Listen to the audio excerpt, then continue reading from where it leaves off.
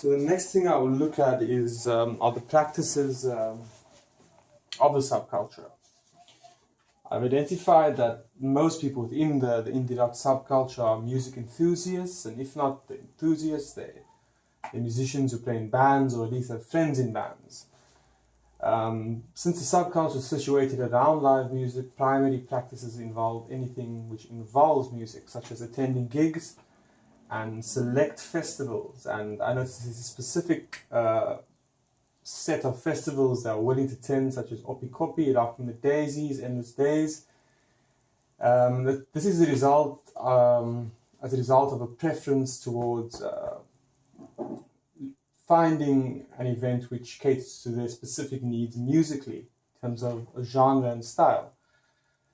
I noticed the hangouts, such as yours truly in Kloof and Lefties, were sort of alternatively trendy spots in the sense that they did not cater for a low-income market so much as they did for a middle-income market. Yet there weren't over-commercial experiences going there. They were still identified as, they were still seen as fashionable, sort of cool, very Instagrammable sort of spots.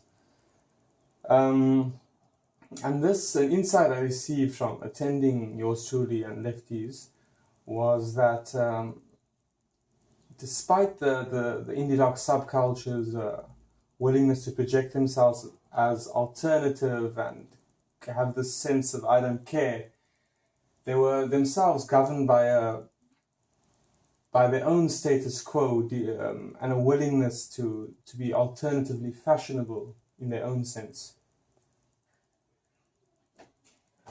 And here's a picture of Lefties, as you can see, pretty trendy, pretty sort of alternatively upmarket, and the same applies for yours truly. It's a picture I took enjoying a cup of coffee. Yeah. Which brands are identified as being part of the subculture? So the brand I've looked at I primarily focused on was Vans. I found that the Vans brand was worthy of an in-depth assessment as they've created a product culture. Other brands who are affiliated with the subculture have very sort of loose links, and the subculture does not align itself with other brands as strong as it does with the brand Vans.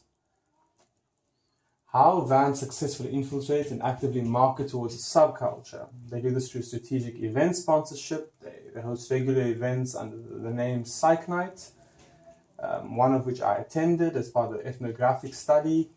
Vans have hosted a campsite stage at Rocking the Daisies. In November of last year, they hosted their own first festival entitled Endless Days Festival, which has met with rave reviews by local bloggers, mainly praising how the Vans was able to create an environment in the festival which was not overtly commercial and still sort of authentic in its appeal, so that it still was enjoyable by members within the subculture, the purists, if you will. Another reason why Vans was successful in infiltrating the market was I think members of the subculture believe that through Vans marketing, Vans sort of share the same values with them as a result of Vans' willingness and motto to invest in the local music scene, with their main brand purpose of Psych Night being to expand the local music scene.